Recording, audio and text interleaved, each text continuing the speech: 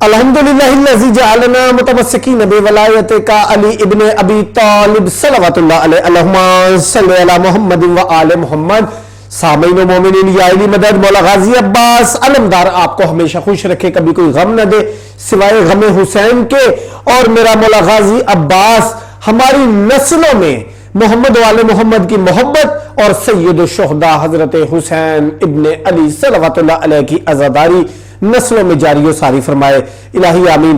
اچھا جناب، میں نے آپ سے یہ کہنا تھا کہ آج کل ہم تو پڑھ رہے ہیں ولایت علی اور بزبان نبی کریم صلی اللہ علیہ وآلہ وسلم کی زبان اقدس سے جو الفاظ نکلے ہیں جناب علی کے فضائل میں، ہم تو وہ پڑھ رہے ہیں اور ان کے مطابق علی جیسا کوئی ہے ہی نہیں.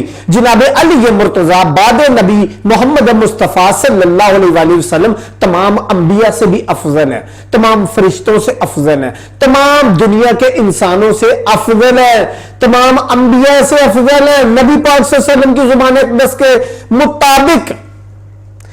اب کیا ہو رہا ہے کہ پڑھے لکھے لوگ پتہ نہیں کہاں سے سوال اٹھا کے بے تکے بے ڈنگے سوال اٹھا کے اور وہاں پر پوسٹ کر رہے ہیں، وہاں پہ کسی کو بٹھا لیتے ہیں سیاسی پرسنالٹی کو، اور وہ ابا کبا میں لوگ سمجھتے ہیں شیعہ، اور وہ پتہ نہیں کس طرح کا جواب دیتے ہیں، پتہ نہیں کس طرح کا ماحول ہے.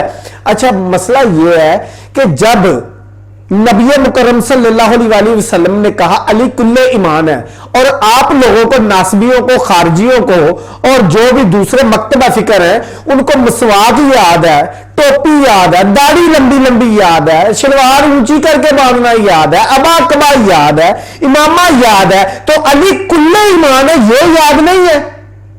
اور جب علی کل ایمان ہے اور ولایت کا انکاری ہو کے چاہے نماز پڑھے، روزے رکھے، حج کرے، کچھ بھی کرے، انہیں خصمہ دا سیری کھانا ہے.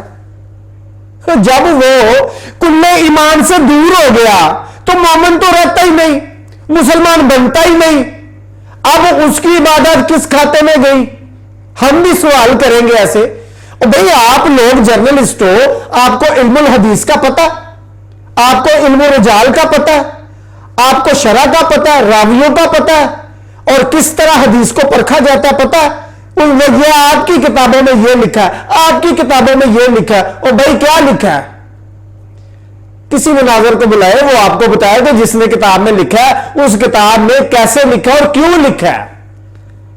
مسئلہ یہ ہے کہ اصل میں جناب علی مرتضیٰ شیر خدا کی شان نہ اس وقت لوگوں کو ہضم ہوتی تھی نہ اب ہضم ہوتی ہے. سنیے گا ذرا میرے کریم نبی صلی اللہ علیہ وآلہ وسلم کے کچھ احادیث آپ کے فرامین، آپ کی سماعتوں کی نظر، جس میں میرے مولا علی صلوات اللہ علیہ کی فضیلت بیان ہوئی ہے. ویسے تو وہ ہیں ہی بڑے افضل، بلکہ وہ تو افضلیت بنانے والے ہیں، جو رزق تقسیم کرنے والے ہیں، جو کائنات کا نظام چلانے والے ہیں. بہرحال سنیے گا جی. جابر جوفی نے امام محمد باقر صلوات اللہ علیہ اور جابر بن عبداللہ انصاری سے نقل کیا ہے. اچھا کیا نقل ہوا جی؟ اس میں آپ کے سامنے تھوڑا سا رکھنا ہے.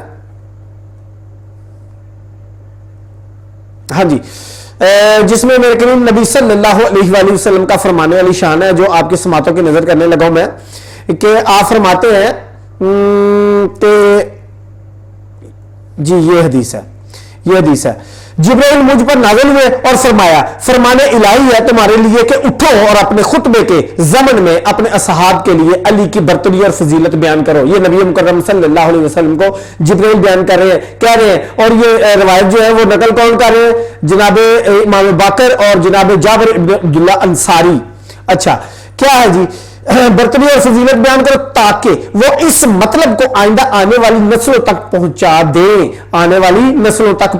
دے. لیکن وہاں پر کچھ بدبخت لوگ تھے جن کی نسلیں آج بھی جناب علی مرتضیٰ کی مخالفت کرتی ہیں اور بے تکے بے ڈنگے سوال کرتے ہیں. اچھا سنیے گا جی. اور خدا تمام فرشتوں کو حکم دے رہا ہے کہ جو کچھ بھی آپ صلی اللہ علیہ وسلم بیان کریں اسے غور سے سنیں، اور خدا اے محمد صلی اللہ علیہ وآلہ وسلم وہی کر رہا ہے کہ جو بھی علی صلوات اللہ علیہ کے بارے میں آپ صلی اللہ علیہ وسلم کی مخالفت کرے گا وہ جہنم کی آگ میں داخل ہوگا، اور جو بھی تمہاری اطاعت کرے گا بہشت اس کا مقدر ہوگی. آگے چل کے سنیے گا جی. روضۃ الوائزین جلد نمبر 1 صفحہ نمبر 112، امالیہ صدوق صفحہ نمبر 86، اور اس کے بعد کشف الغمہ جلد نمبر 1 صفحہ نمبر 298، ارشاد القلوب 145, کشف الیقین 108, علام الورا 188. اس کے بعد سنیے گا جی، جابر بن عبداللہ انصاری کہتے ہیں فتح خیبر کے بعد جب علی مرتضیٰ شیر خدا صلوات اللہ علیہ پیغمبر اکرم صلی اللہ علیہ وسلم کی خدمت میں حاضر ہوئے، رسول خدا صلی اللہ علیہ وآلہ وسلم نے آپ سے فرمایا اگر ایسا نہ ہوتا کہ چند لوگ میری امت میں سے تمہارے لیے کچھ کہتے جس طرح عیسیٰ بن مریم کے بارے میں کہا کرتے تھے، اس کا مطلب ہے کہ نبی مکرم کے ہوتے ہوئے بھی لوگ علی مرتضیٰ سے جالس ہوتے تھے، ان سے جلتے تھے، ان کی مخالفت کرتے تھے. اچھا، عیسیٰ بن مریم کے بارے میں کہا کرتے تھے تو میں تمہارے لیے ایسی گفتگو کرتا کہ آپ جس گروہ کے قریب سے گزرتے وہ آپ کے قدموں کی خاک اور آپ کے وضو کا بچا ہوا پانی کو شفا کے لیے لے جاتے. اگر میں آپ کے فضائل بیان کر دوں، یہ میرا کریم نبی بیان کر رہا ہے، وجہ تخلیق کائنات بیان کر رہا ہے، اللہ کا محبوب بیان کر رہا ہے، آخر الزمان نبی بیان کر رہا ہے کہ اے علی میں آپ کے وہ فضائل بیان کرتا کہ لوگ آپ کے قدموں کی خاک اور آپ کے وضو کا بچا ہوا پانی اپنے گھروں میں بطور شفا لے جاتے اور تبرک کے لیے رکھتے. جی یہ ہے علی مرتضیٰ کی شان، اتنے افضل ہیں میرے علی. آگے سنیے گا جی، اس کے بعد آپ نے فرمایا مجھ سے ارث لوگے اور میں تم سے ارث لوں گا اور تمہاری نسبت مجھ سے ایسے ہے جس طرح ہارون کی موسیٰ سے، مگر یہ کہ میرے بعد کوئی نبی نہیں ہوگا اور تم میرے قرض کو ادا کرو گے اور میری سنت کے لیے جنگ کرو گے اور تم قیامت کے دن حوض کوثر پر میرے جانشین ہوگے. اس کے بعد اگلی حدیث آپ کے سامنے رکھنے لگا ہوں، عیون الاخبار رضا جلد نمبر 2 صفحہ نمبر ہے 47، مناقب علی ابن طالب جلد نمبر صفحہ نمبر ہے 80، الغدیر جلد نمبر 11 صفحہ نمبر 123، جامع الاحادیث السیوطی جلد نمبر 61 صفحہ نمبر ہے 272، کنز الامال جلد نمبر 13 صفحہ نمبر 152. حدیث غور سے سنیے گا ذرا، جس میں میرے کریم نبی صلی اللہ علیہ وسلم فرماتے ہیں حسین بن علی نے فرمایا میرے والد علی مرتضیٰ شیر خدا نے میرے لیے بیان فرمایا کہ پیغمبر نے فرمایا یا علی اگر تم نہ ہوتے تو میرے بعد اہل ایمان کی پہچان ہی نہ ہوتی، بلکہ اہل ایمان نہیں حلالی اور حرامی کی پہچان بھی نہ ہوتی، کیونکہ اصحاب کہتے ہیں کہ نبی پاک کے بعد ہم حلالی اور حرامی کی، مومن اور منافق کی پہچان ذکر علی سے کیا کرتے تھے. جی اب بھی رسول خدا صلی اللہ علیہ وسلم نے فرمایا یا علی اگر تم نہ ہوتے تو میرے بعد مومن پہچانے نہیں جاتے. پیغمبر سے نقل ہے انہوں نے فرمایا یا علی تم ہرگز گمراہ نہیں ہوگے اور نہ ہی دو چارے لفظ سے ہوگے بلکہ ثابت قدم رہو گے. اگر تم نہ ہوتے تو میرے بعد لشکر خدا کی پہچان نہ ہوتی. اس کا غایت المرام جلد نمبر 1 صفحہ نمبر 92، احقاق الحق جلد نمبر 5 صفحہ نمبر 43، اور اس کے بعد ہے اسنا عشریہ صفحہ نمبر 61، امالی صدوق 81، البہار جلد نمبر 38 اور صفحہ نمبر 95.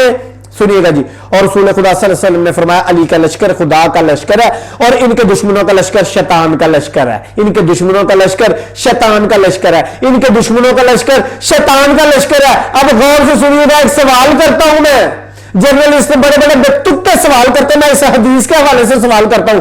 جنگ جمل، جنگ صفین، جنگ مہروان، اور جس نے بھی منبروں پر جمعے کے خطبوں میں علی پر سب و شتم کروایا، آج بھی اور کل بھی جو بھی علی کا دشمن ہے وہ لشکر شیطان میں سے ہے. اب جنگ جمل، صفین، مہروان میں جو بھی علی کے مخالف آیا، اب وہ کون ہے؟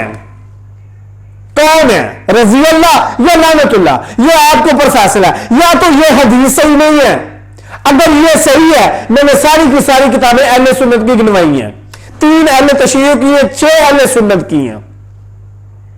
اب فیصلہ آپ پہ ہے. اتنا بلند ہے میرا علی کہ جو ان سے محبت کرتا ہے اللہ اس کے گناہ ایسے بخشتا ہے جیسے سمندر کی جھاگ کے برابر بھی ہوں تو وہ صاف ہو جاتے ہیں، جیسے سوکھی لکڑی کو آگ کھا جاتی ہے. اور جو ان سے دشمنی رکھتا ہے، بغض رکھتا ہے، اس کا کیا حال ہوگا؟ کیا حال ہوگا؟